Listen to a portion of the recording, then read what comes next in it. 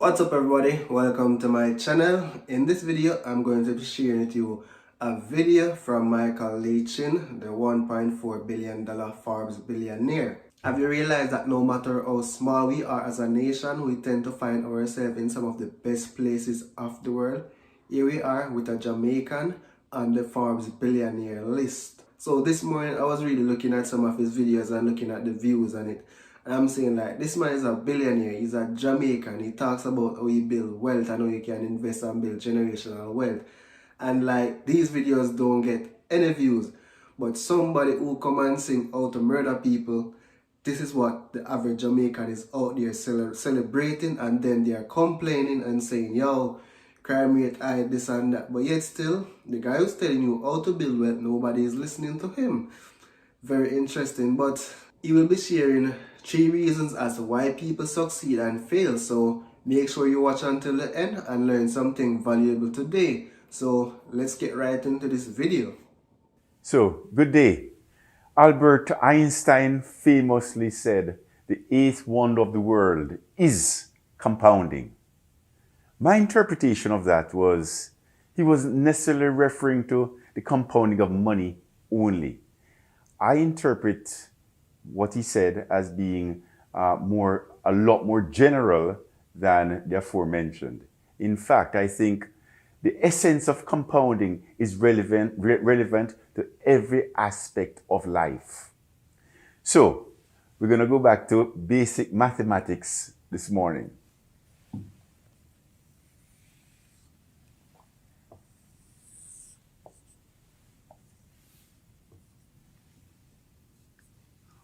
The line graph y equals x. What does that line graph look like?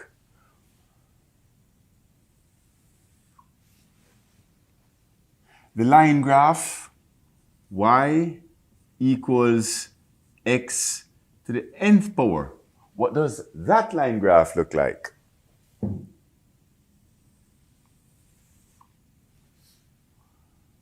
Y equals negative x to the nth power.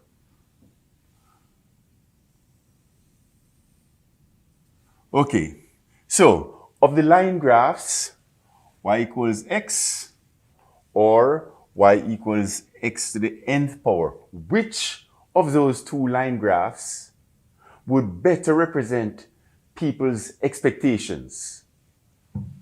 This, y equals x. In other words, let's label the axes. The y-axis is success.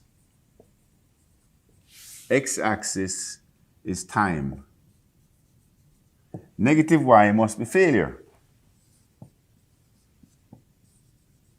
In other words, if we look at any of the component part of the word success, say effort as an example, the expectation is that as you put out effort, you go up this line graph, get to this point, over this amount of time, you'd expect that much amount of success. That's what we expect.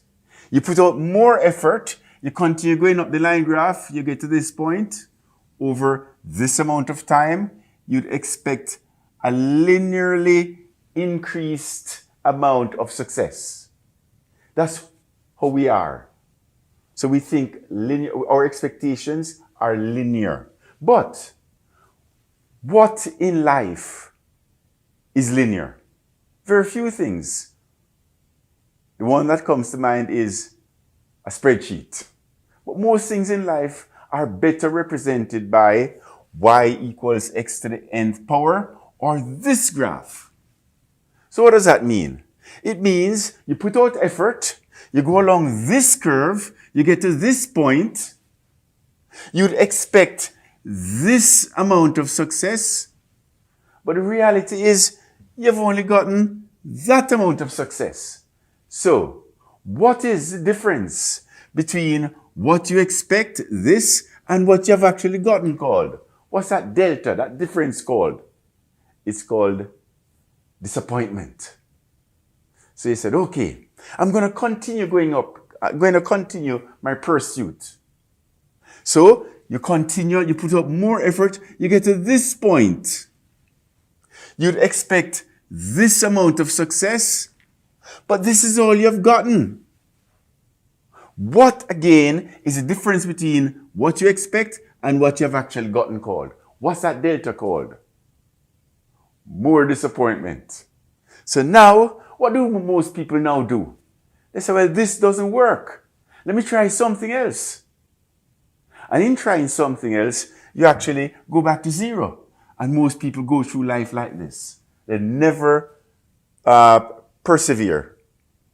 Now, there comes a point on this line graph, the inflection point, whereby between the time you start, zero, and that point, you put out an inordinate amount of effort, and you get a disproportionately low amount of success between zero and that point. After that point, you start going up the gradient of the curve. Thereafter, you put out a little bit of effort and you get a disproportionately large amount of success. That's nirvana. But most people don't get to that inflection point.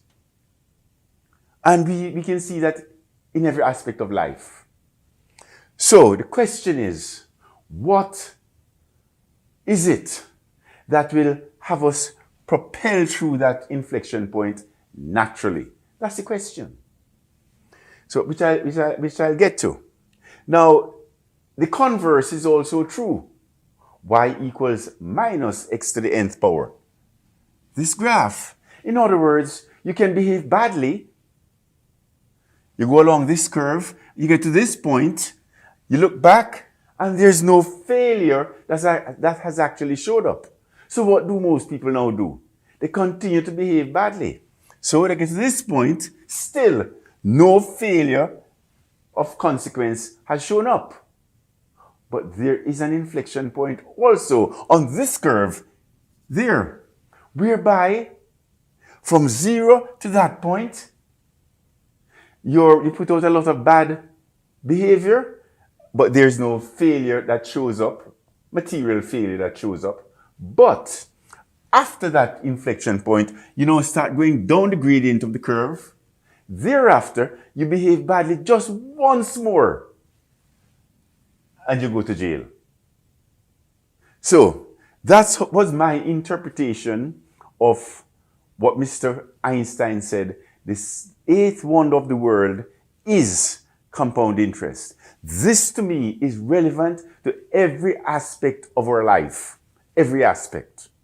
So I had asked the question, what is that attitude, behavior that we must have that will naturally propel us through the inflection point and get to the other side, whereby thereafter we put out a little bit of effort and we get a disproportionately large amount of success. The first characteristic is, number one, we must be purpose-driven.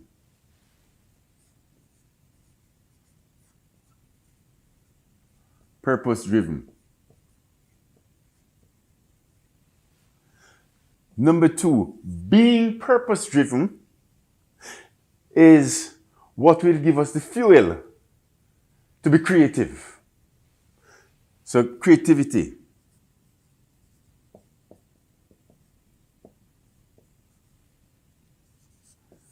And thirdly, being purpose-driven will again give us the fuel to persevere.